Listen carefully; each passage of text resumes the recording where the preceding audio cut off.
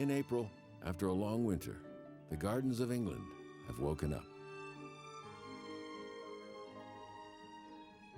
Jane Kilpatrick holds a PhD in history from the University of Oxford and is a professional writer.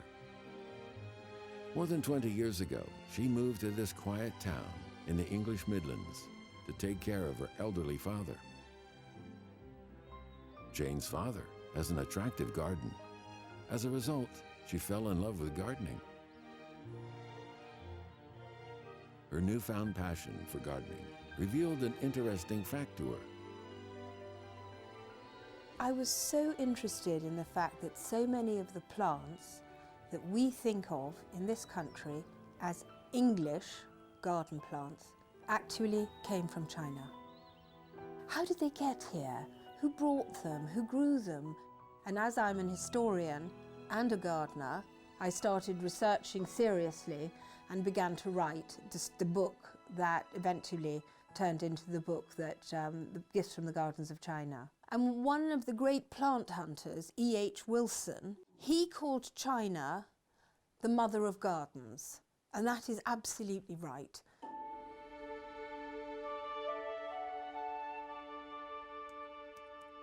The last thought that ever occurred to historian Jane was that she would become obsessed with the history of Chinese plants' journey to the West. Since tracing the origins of the roc's peony in her garden, she's found that many other flowers are also from China. Over the centuries, plant hunters crossed mountains and rivers to bring back all kinds of seeds. Later, Chinese flowers swept like a blaze across the whole of Europe.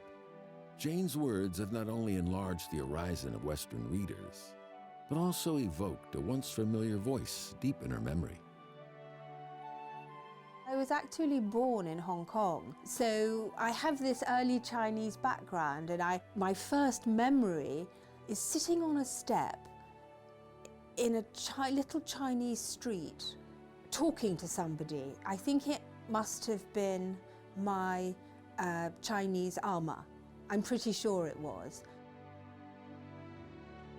Jane is sure that her first memory in life was the whisper of her Chinese nanny, perhaps when she was holding her, sitting in the garden at the corner of the street.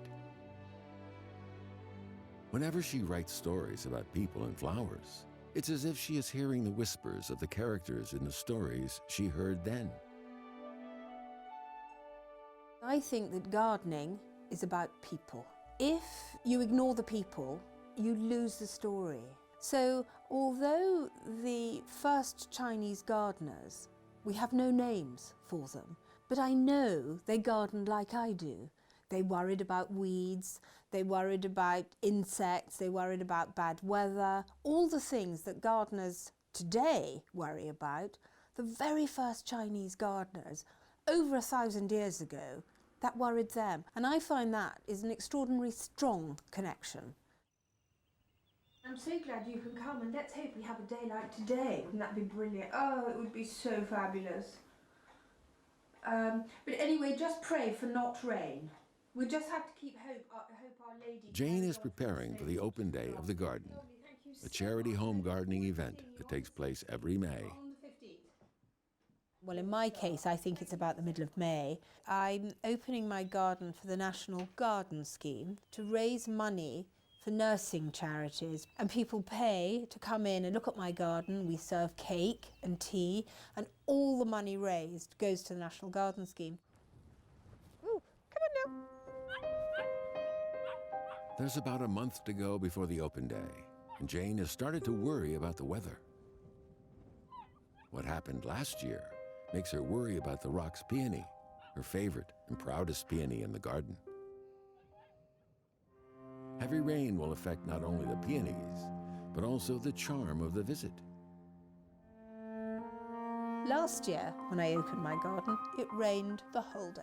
So that is gardening in England, rain. And if we have nice weather, it's a nice day. In the sunshine, the calyxes of peonies are already drooping, and the color of the buds are appearing. Like many other plants in the garden, this roc's peony is an authentic Chinese flower. We would never know how the seed came here, but we know that in Gansu province of China, its home, it has a more unadorned name, purple spot peony. The peony, named for a large dark purple or purplish red spots at the base of its petals, originated from the wild purple spot peony in northwest China.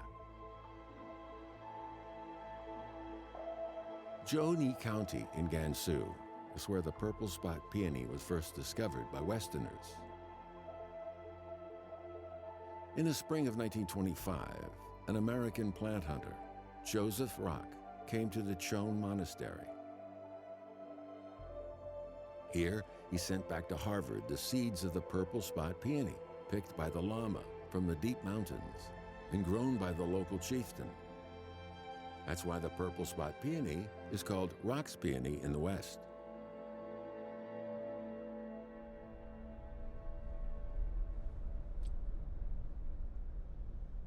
In May, the open day of Jane's Garden in Gloucester has finally come.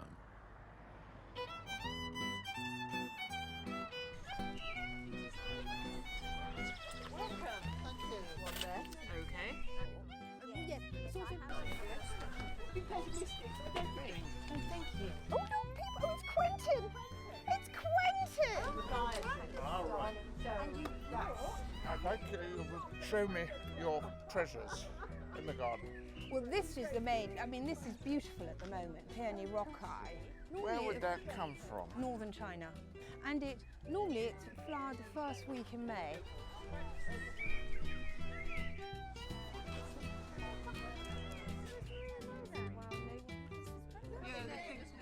Enjoying the sweet afternoon tea, every visitor is raving about the garden. Of course, the purple spot peonies from China are the highlight of the garden. I had the chicken one. Look at it and go, wow, because it's amazing. And really, when they're in flower, you don't need anything else in the garden. They are so beautiful.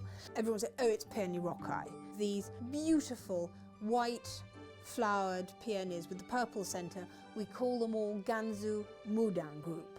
And I grow two beautiful ones.